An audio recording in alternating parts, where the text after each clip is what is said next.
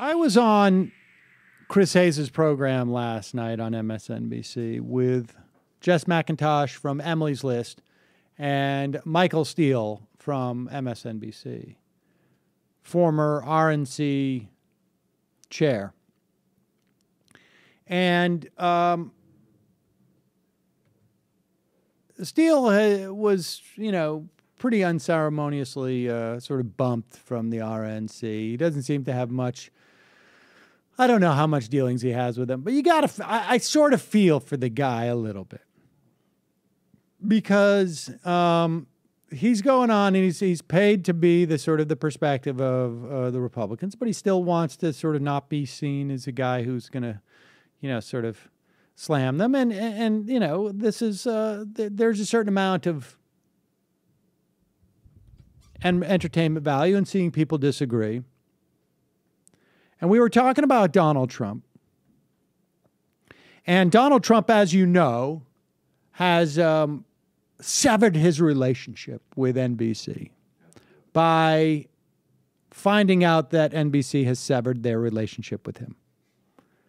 That was his active role in severing the relationship. He said I had to do it, which was the most accurate part of his statement. He had to do it because it was already done. And it was, of course, over his comments of the Mexicans send us their problems. They send us rapists and burglars and killers. And I assume some of them are good people. I think it's what he said. And I have made the argument since the moment that Trump announced, but even prior to it, back in the day when he was flirting with it back in 2012. There is no difference between Donald Trump and other Republicans in terms of positions.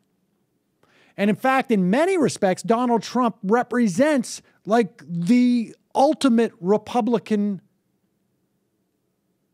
being, right? I mean, he embodies the vision of what Republicans are. We can all be billionaires, and it's all about capitalism, and the market always produces the best, right?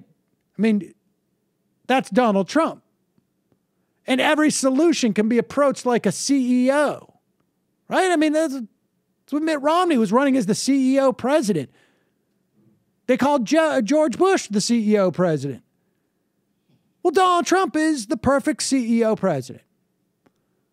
And Michael Steele is arguing like he's going to have to address those comments. And Chris Hayes said, well, isn't it weird that not a single Republican candidate came out and said, hey, I want to just make it clear, I condemn what Donald Trump said?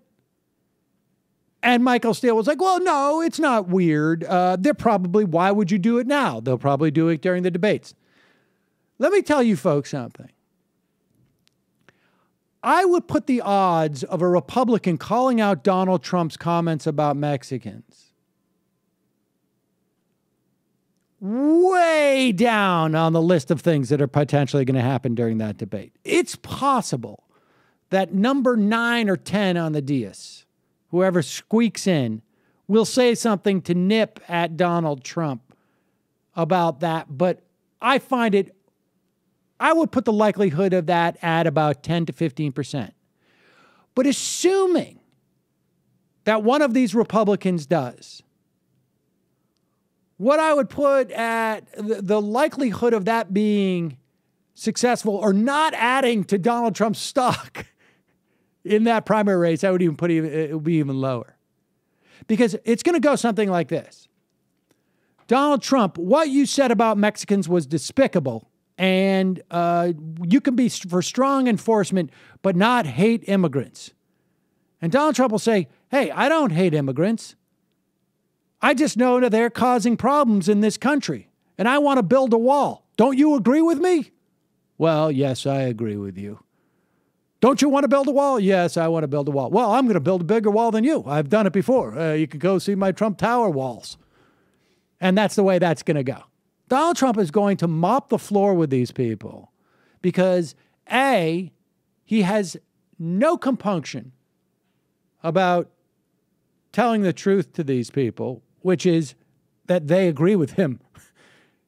And that just in his mind and their calculations, right? In their algorithm of what makes a good presidential candidate and a good president, it's Donald Trump. He's been a huge success at business. They're arguing against their own vision for America when they argue against Donald Trump. And he's going to remind them of that. And here's the thing, he's not going to shut up. And now that he doesn't have a TV show to go back to, I think he's going to be in for the long haul.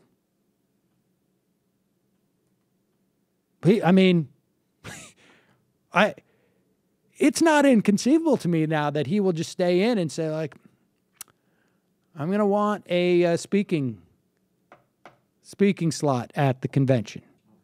And that's what it's going to take to get me to go. And then he's going to go up there and he's going to have his own version of the empty chair and we're going to get a laugh out of it. I mean, it's going to be fantastic.